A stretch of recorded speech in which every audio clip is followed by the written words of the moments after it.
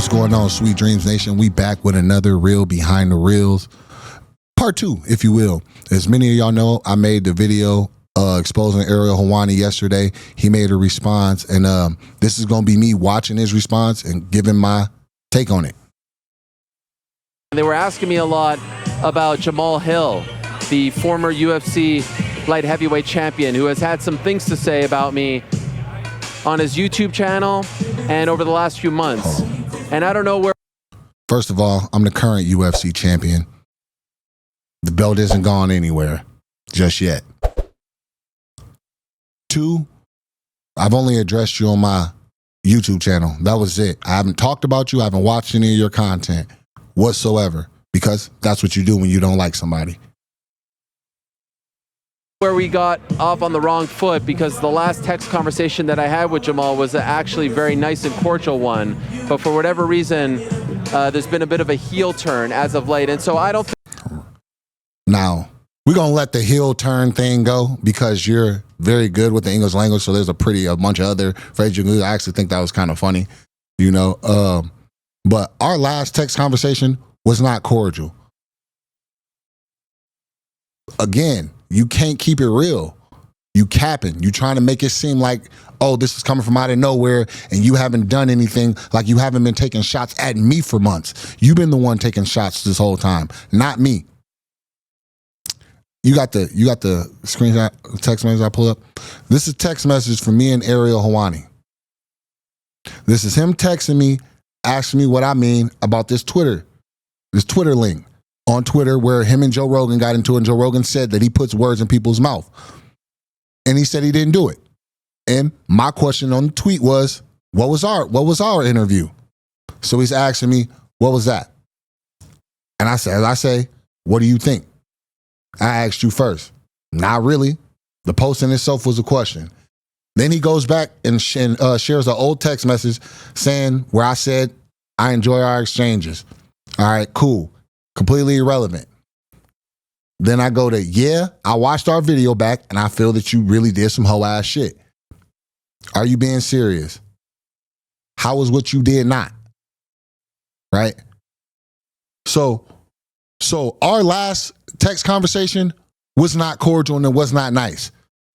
But he will try to say that to make it seem like he doesn't know where this is coming from. And it's coming from out of nowhere. And if you look on the data there, that's from February. Okay?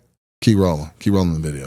I think that this is the platform and the moment to get into a whole battle, a whole 10-7 situation. And I think that despite the receipts and despite him getting a lot of things wrong, by the way, a guy who I reached out to his manager about just 2 weeks ago when he suffered his injury to wish him the best and also to introduce him to a YouTube guide to help him out with his channel, no problem.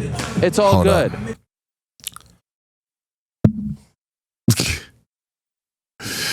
Yo, this is hilarious. If you truly felt that way or you didn't have these type of feelings towards me, I wouldn't be saying these things. I wouldn't be bringing these things up. And receipts are receipts. They're there for a reason, to show what it is and what happened. All right. And secondly, you didn't reach out to my manager. I talked to my manager. You reached out to him. Don't get me wrong. You reached out to my manager, but you reached out to my manager for a friend who was working for the UFC, who's no longer with the UFC, who helps with YouTube. My manager, somebody who my manager already had this guy's contact information, right? You reached out, you hit him up. You didn't mention me at all. You were talking about that guy, and my name was not brought up until my manager brought me up. So for you to sit up and try to make it seem like you reached out to try to give me this helping hand and you're trying to look out for me, that's cap, bro. That's cap, and you know it. Anybody who knows me knows my manager. Y'all know how close me and my manager are.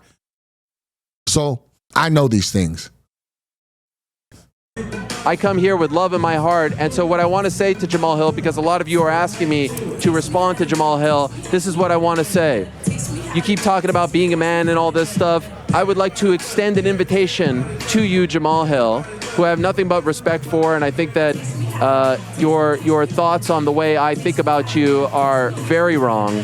I'd like to extend an invitation to you to come in studio on my program, and we could hash it out, mano a mano, man to man.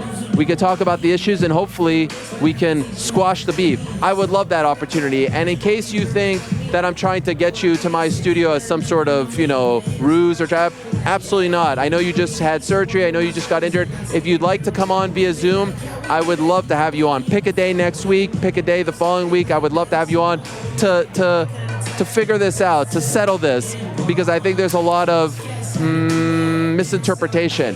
And in case you think that I am trying to get views, I don't cut up the videos. I'm not making 20-minute monologues about you and all that stuff. But in case you think I'm trying to get views, clickbait, all that stuff, I'll tell you what, if you do come on the show, I will give you the full entire interview, and you can post it on your YouTube channel. You can cut it up. You can post the entire thing. You can have all the views that you want.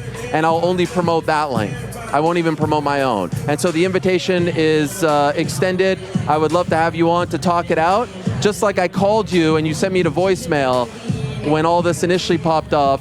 I like to deal with things behind the scenes. I like to figure things out. Of course, I'm going to talk about you. You're one of the biggest stars. I'm going to ask Jiri Prochaska questions about you. But I love to figure this out. And so the invitation has been extended. You want to come on the show in studio or via Zoom, I would love to have you. And let's figure this out and squash this and move forward in a positive way once and for all. Okay. So you like to invite me on to have a discussion and things like that. You could have done that already months ago. I wouldn't have accepted. To be honest with you, I have no interest in coming on your show. I've been on your show. I've been on your show multiple times before, leading up into it. Gave you a really great sports soundbite for your show. And I see the respect I got for that. So now, if you truly want to talk and have a conversation, you can come on my show. You come right here, Champ Chat Podcast, first ever guest. You come on and we can talk. Now, to address some of the things you said, because even in 2 minutes, you can still see he can't help but throw shots or take shade. I'm not cutting up any monologue and things like that because of the video of me calling him out, which is hilarious. The hand jet. Look at the things he does. Look, body hand. But I'll let you keep look. He's zesty as hell. Trying to be. So, come on, man. I'm not stupid, bro. Everybody here, everybody watching this can see the undertones in the things that he's saying. All right, you're trying to invite me on to come on your show, trying to make it seem like I'm a peacemaker and all this and that. So if I don't accept, it makes it seem like I just have a gripe against you and everything. Everything you just said was calculatedly placed and set up in a certain way. And in fact, with the last statement of you called me and I didn't answer, I have yet another receipt where on that same day, he called me. You're right. I sent you the voicemail. If you look at the bottom, I told him I'm with my kids. I'm a dad. I was with my children. That wasn't the time to have that conversation. I dealt with my kids and then I called him back and he did not answer the phone. Okay. So for you to make it seem like you always trying to take the high ground, trying to make it do the right thing and things like that, that's not always the case. We can come here, you can come in studio, or I can connect you via Zoom. And we can talk about it. But as far as me coming over to put to your platform and to have a conversation with you in your platform, it's not gonna happen, bro.